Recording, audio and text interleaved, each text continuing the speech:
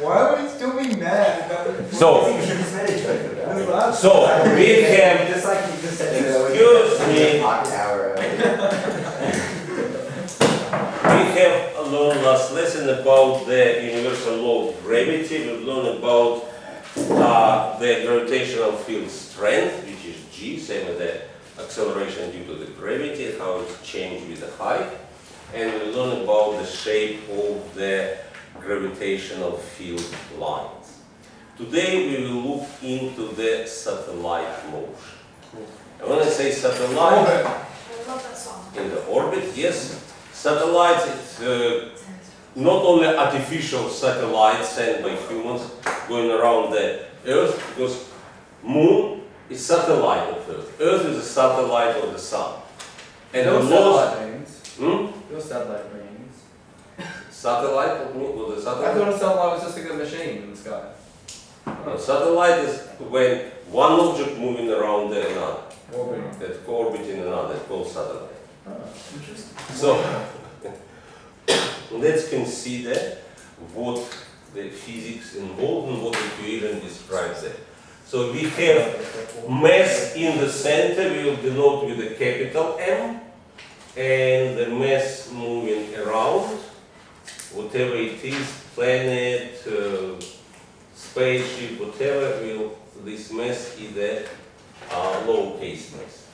Which force is acting on this satellite when it's moving in the orbit? Gravity.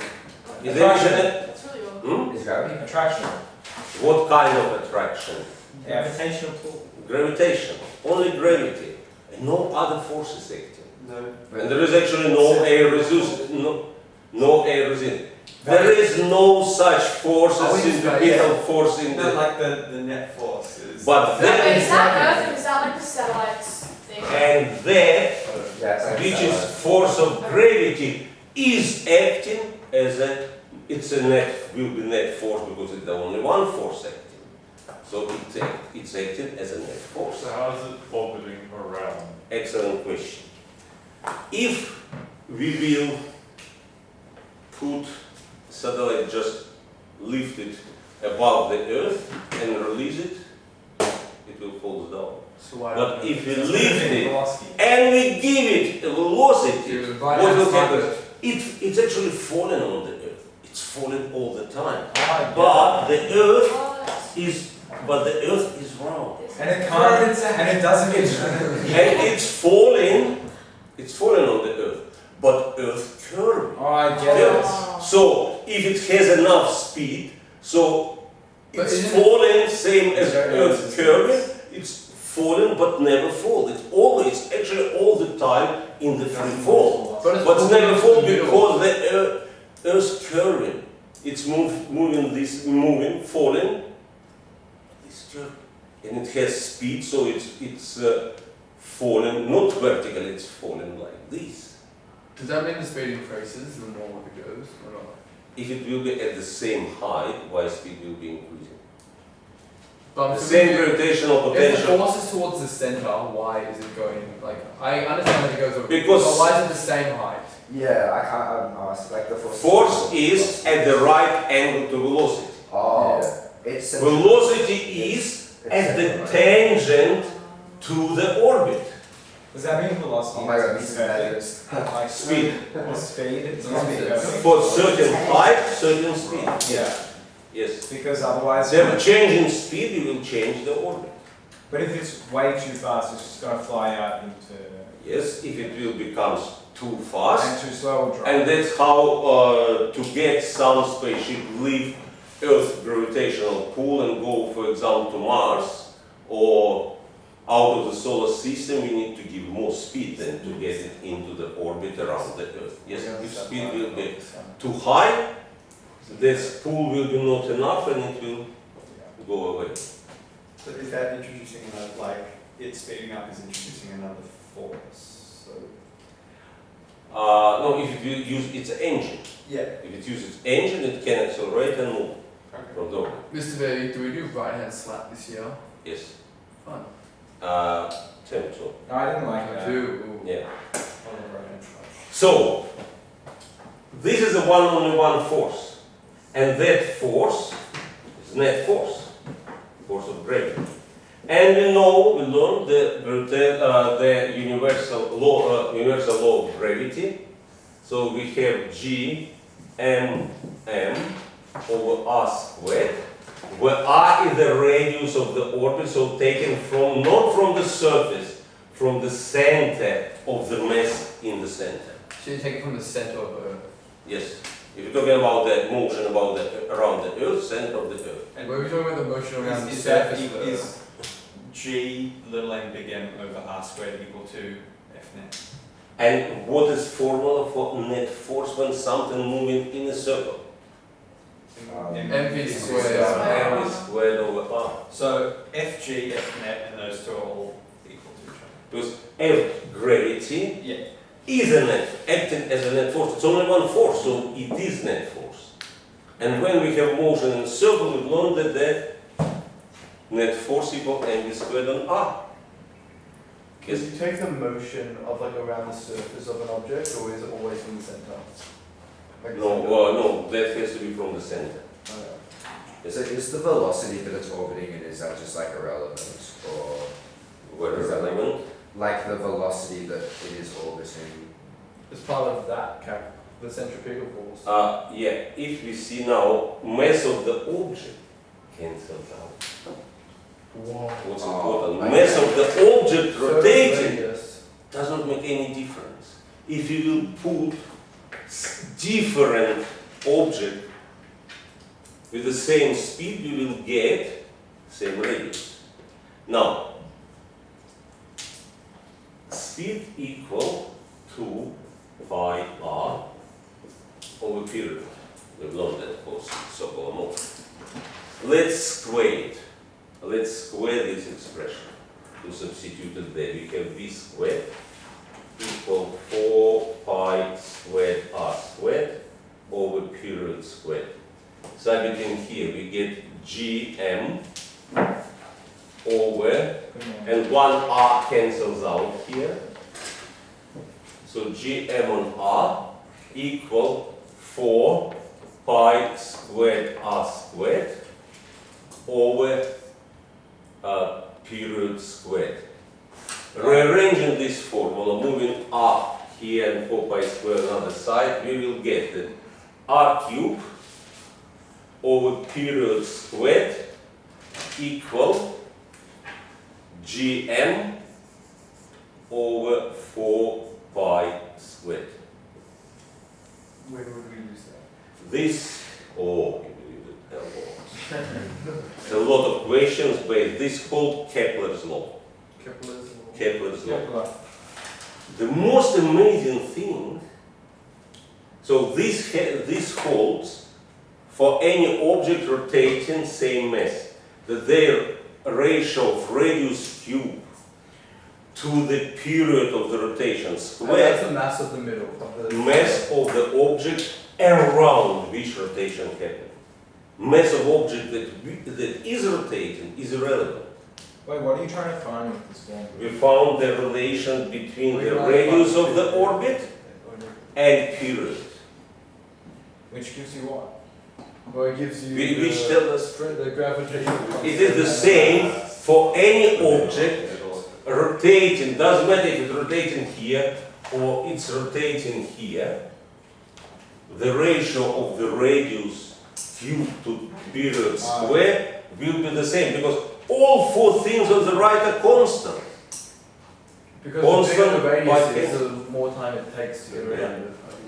The most amazing thing that Kepler, who discovered this law for the planets of solar system, without any computers, without like proper telescope, he just watching the motion of the planets around the sun, did calculation, and he didn't know about G, G was calculated later on, but he found that the ratio of radius of any planet of the solar system to the square of its radius equal constant.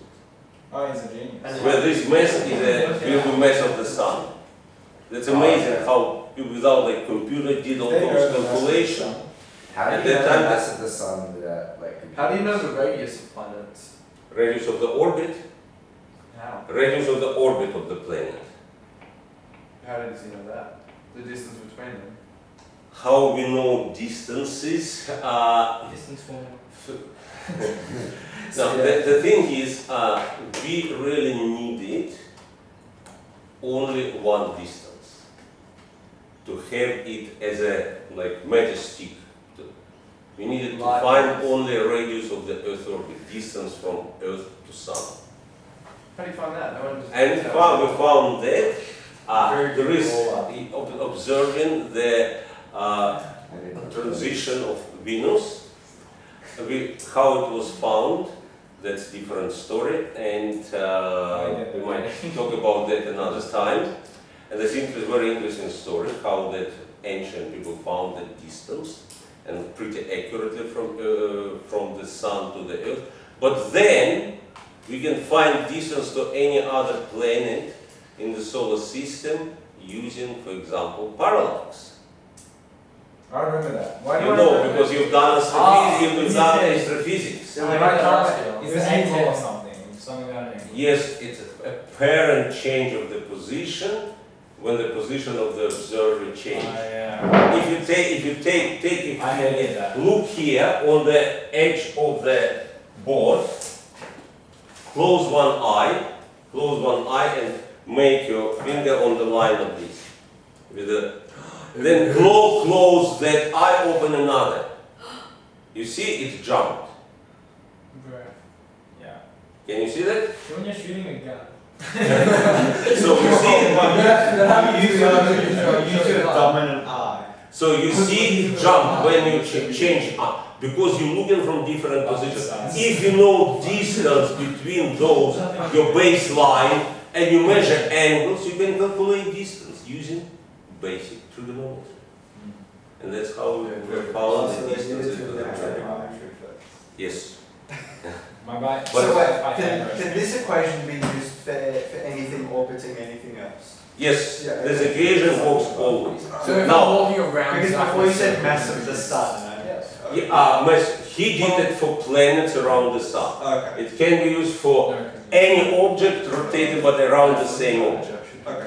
Now, important thing, when you will be doing calculation with this formula, you will have big numbers. Each of those numbers will be 10 in the power.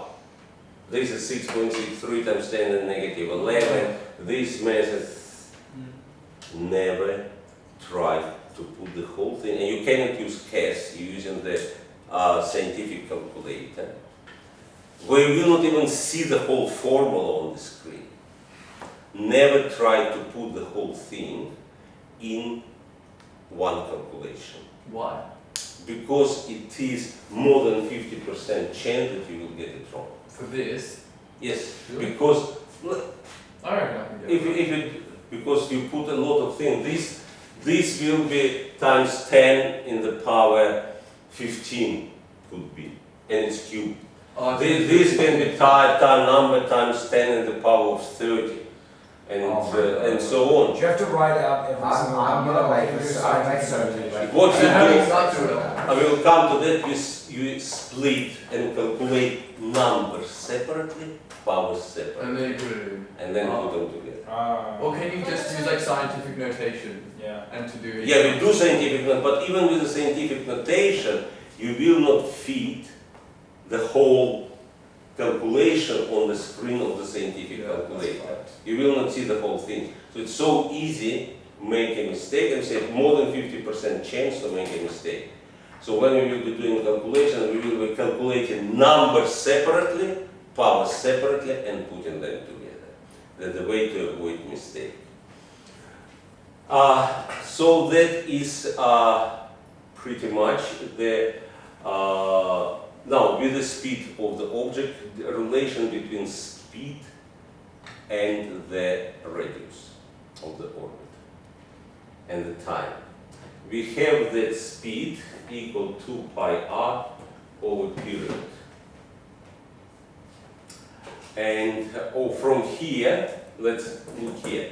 what V equal from this formula? What speed equal from this formula? The square root of G and We have One interruption. Mika Altman, please come to the station. V squared equal G M over R. Bushy. So, So that's gonna go for G M over R. G is constant, M constant. How speed relates to radius? speed is equal to the square root of the The bigger radius, the the smaller. slower will be moving object. That So doesn't make sense. object here moving faster than object moving at the bigger. The bigger the radius, the smaller will be speed of the object. Why? Because we speed increases. We No, can I understand from the equation, but I'm saying from like just a normal standard, a normal view. If it's got to go more, why isn't it quicker? But it's moving in the bigger time. But like still, The why, thing that- why does it affect it though? Oh, because it's got a weaker gravitational pull. Yeah. Yes, it will have weaker gravitational pull. Okay, that's pretty much, Is that just, yes. but like, for example, things moving around the Earth move at like different speeds, right? Yes, at different orbits, different speeds, yes. The smaller the orbit, the faster it's rotate. But so say there were two things at the same distance from Earth, they would be moving at the same speed. Yes. Oh wow. Okay. And doesn't matter whatever mass you put in that orbit, it will be moving with the same Still speed. move at the same speed. Yes. So there's no air resistance. There is no air resistance in this case. Question. Yeah. Does two satellites share the same orbit? Yep. Okay. But If what they could. So would They they just they'd have to be on the other side. Yeah, so they're on Not opposite necessarily on sides. other side. Yeah, but like One can be here, yeah. another here, Yeah. and they have same speed, so distance between them will be same all They'll the never time. touch, they'll just keep They'll never rotating. touch. Wouldn't they Yeah. always And be one slows different in down, space? yeah. Because if they're at different positions, means at a different distance to other planets and the gravitational pull to other planets. It's like- But at the distances, let's say, few hundred kilometers above the, even few hundred kilometers above Earth, the Earth's gravitational pull is much bigger than the gravitational pull of other Because planets. there would always The be radius, slight- as you get further away, the radius is bigger, so it affects it less. Yeah. But then Okay, that's all about theory of the motion of the satellites.